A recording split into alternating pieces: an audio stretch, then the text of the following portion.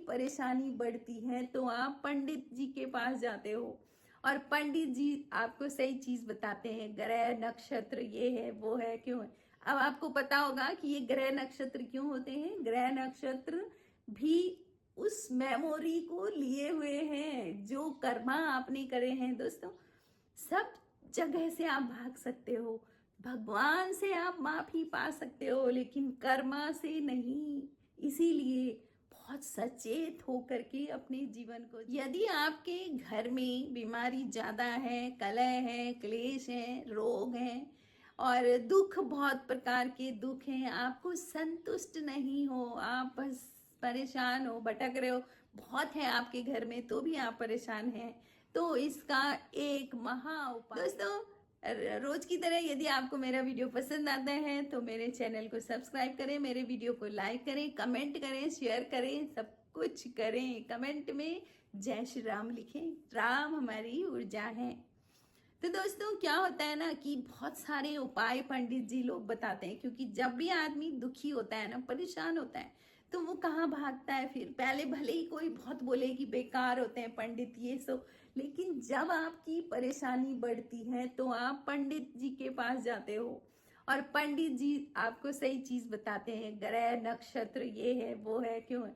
अब आपको पता होगा कि ये ग्रह नक्षत्र क्यों होते हैं। ग्रह नक्षत्र भी उस मेमोरी को लिए हुए हैं जो कर्मा आपने करे हैं। दोस्तों, सब जगह से आप भाग सकते हो, भगवान से आप माफी पा सकते हो, लेकिन कर्मा से नहीं। इसीलिए बहुत सचेत होकर के अपने जीवन को जिए, अपनी कर्मा कहीं गलत कर्मा ना बनाए, जितना हो सके अच्छा करें। और कर्मा करते समय भी बहुत ध्यान रखने की बात है कि कर्मा के साथ जो भी आप सत्कर्म कर रहे हैं उनके साथ अपना संबंध ना जोड़ें। होता है ना, हम लोग कहते हैं अरे मैंने तो ये कर दिया, मैंने ये कर दिया। समझ लो आप मैंने यानी अपना संबंध जोड़ देते हो आप।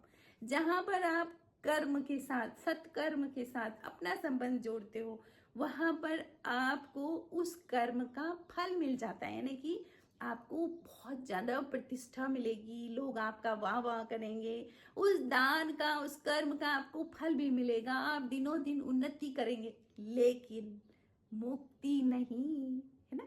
तो दान का मतलब, सत्कर्म का मतलब आखिरी जो है रास्ता वो है कि मुक्ति, और वो आपको नहीं मिल सकती है। भगवान कृष्ण ने गीता में कहा है कि उसका संबंध बिल्कुल ना जोड़ें, अपने आप को अलग रखें, वो कर्म अलग है। आप दाएं हाथ से करें तो बाएं हाथ को पता ना लगे, इस तरह से आप सत्कर्म करें। तो दोस्तों, 4 प्रकार के जो दान है उनमें सबसे पहला दान है अन्न का दान। कहते हैं कि अन्न दान सबसे बड़ा दान है, क्योंकि भूखे पेट भजन नहीं होता। अगर आपका पेट भूखा है, आपको अंदर से बहुत भूख है, तो आप भजन नहीं कर सकते। भजन करने के लिए तो समय लगाओगे, और समय तब लगाओगे जब आप तृप्त होगे ना। तो इसीलिए अन्न दान सबसे बड़ा दान कहा गया है। दोस्तों, आपको एक चीज जाननी है कि जिस चीज की आपके जीवन में कमी है ना, आप उसका दान करना शुरू करो। ठीक है, मतलब उसको देना शुरू करो। ठीक, अगर आपके पास पैसों की कमी है ना, तो पैसों का दान करो। अब आप बोलोगे कैसे, हम तो कमी में है। कमी में है कोई बात नहीं, आपके पास 100 रुपए, आप 10 रुपए दो, है ना। लेकिन वो दान आपको अमीर बनाएगा, और कोई नहीं बना सकता अमीर। ठीक है, या तो आपके पूर्व जन्म का किया हुआ दान, सत्कर्म आपको अमीर बनाएंगे, या पूर्व जन्म में नहीं है सत्कर्म, तो यहाँ देना शुरू करो। अमीर नहीं भी बनोगे ना, पर आप देना शुरू करो, आप आगे जाकर के अपने कर्म सुधार रहे हो। तो पहला दान है अन्न का दान। अन्न दान सम दान नहीं, तिथि द्वादशी समान, गायत्री सम मंत्र नहीं, देव न मात्र समान। तो ये हमको कहा गया है कि अन्न दान के समान कोई दान नहीं है, और माता के समान कोई देव नहीं है। मंत्रों में गायत्री मंत्र उच्च है, और किसी द्वादशी तिथि को दान किया जाता है। दोस्तों, एकादशी का व्रत रखा जाता है, एकादशी को चीजों को छोड़ा जाता है, अन्न को बिल्कुल हाथ भी नहीं खाना नहीं है, ना अपने चिड़ियों को दाना देना है, ना कुत्ते को खिलाना है, ना अन्न आप, क्योंकि आप अन्न नहीं खा रहे हो ना, तो आपने किसी को देना भी नहीं है। लेकिन द्वादशी को आपने अन्न खाया, आपने चावल भी खाए, तो द्वादशी को आपने खूब अन्नदान करना है। तो ये है सनातन में कि कब दान करना है। दोस्तों, दूसरा दान है गोदान। गाय माता के अंदर सारे देवता होते हैं। गाय माता के अंदर सभी देवता निवास करते हैं, और अगर आप गाय का दान करते हैं तो वो सबसे उच्च दान है। अगर गाय के साथ गाय के बछड़े का दान करते हैं वो और भी अच्छा है। लेकिन दोस्तों, आजकल ना लोग शादियों में गाय दान, हमारे यहाँ सनातन में गाय दान का महत्व है ही। आपने कन्यादान करा है, उससे पहले आपको गाय दान करनी है। आपके घर में अब जब किसी की डेथ होती है तो वहां पर भी गाय दान करना है, गोदान करना है ना। लेकिन लोगों ने क्या सीख लिया कि गाय वाले से बोलते हैं गाय ले आ, और फिर वो गाय लाता है और थोड़ा थोड़ा घुमा करके और फिर उसको थोड़े बहुत पैसे देके उसको भेज देते हैं। तो अब क्या करें, लोग भी मजबूर हैं ऐसा करने पे। लेकिन सच बात यह है कि आप पूरी गाय खरीद के लाएं। खरीद लिया आपने गाय, और अब आप किसी ऐसे को गाय दें जिसको गाय की बहुत जरूरत है, उसको वो गाय दान में करें। वो होती है असल में गोदान, जिसको गोदान कहते हैं। ठीक है। दूसरा, कभी आपका बर्थडे है, आपके घर में एनिवर्सरी है, होटलों में जाके पार्टी करते हैं, वो भी बुरा नहीं है। लेकिन भाई थोड़ा सा इस तरफ भी देखें। आप अपने बर्थडे वाले दिन बहुत सारा चारा खरीद के गाय माता के लिए ले जा सकते हो। बहुत सारा गुड़ लेकर के गाय माता के लिए ले जा सकते हो, गाय माता को दान कर सकते हो। और अगर आप उधर की पार्टी तो कर रहे हो और इधर नहीं देख रहे हो ना, तो आप दूसरा रास्ता अपना बंद कर रहे हो। तो पार्टी करो, बहुत अच्छी बात है। आप आदमी के पास जो है ना, वो उसको शो ऑफ भी करना चाहता है। क्यों क्यों भाई, मेरे पास इतना है और मैं चुप बैठी हूँ तो क्या फायदा।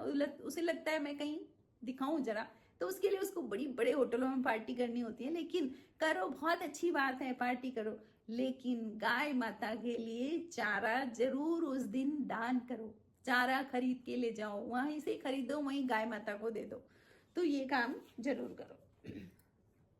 अगला है विद्या का दान। विद्या, अगर आपके पास कोई विद्या है, आपके पास कोई ज्ञान है, आपने तप किया है और आपको कुछ मिला है, और उस लेसन को आप अगर लोगों को बताओगे तो विद्या का ज्ञान हो गया। और विद्या का ज्ञान सबसे बड़ा दान है। उसको जितना हम देते हैं वो बढ़ता है।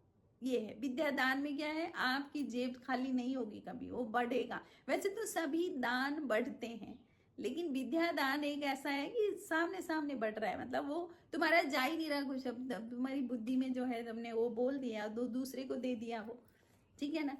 तो विद्या दान बहुत बड़ा दान है। और चौथा दान है दोस्तों भरोसा। भरोसे का दान, यानी आपने किसी को विश्वास दिया है, विश्वास में लिया है, तो फिर बीच में किसी को ऐसे नहीं छोड़ देना चाहिए। भरोसे का दान भी बहुत बड़ा दान है। आपने किसी को बोला कि हाँ मैं तेरे साथ हूँ, और मैं जब तुझे प्रॉब्लम आएगी तो मैं खड़ा, और जब तुम्हारा समय आया, उसको प्रॉब्लम आई और तुम पीछे हो गए, तो ये बहुत बुरी चीज होती है। भरोसे का दान करो। किसी को विश्वास दिया है तो उसको विश्वास दिलाओ। 1 लाख गाय को कसाई से कटने से बचाने के समान है भरोसे का दान। इतना ज्यादा उसका फल है। ठीक है। तो इस तरह से इन 4 दानों को आप करें। और मैं तो यही कहूंगी कि उपाय तो करते हैं, लेकिन भाव से हो। पंडित जी ने बोला है मेरा इतना खर्चा हो गया, ऐसा कभी ना करें। अगर पंडित जी ने बोला है कहीं दान करने को, तो बिल्कुल भाव से सॉरी फील करते हुए कि मैंने जो बुरा करा था वो सब मेरा खत्म हो जाए। और इस तरह से अगर आप उपाय करेंगे ना, तो 100% उपाय काम करेंगे। और आप दिखा रहे हो कि मैंने इतना, पंडित जी ने मुझे बोला था।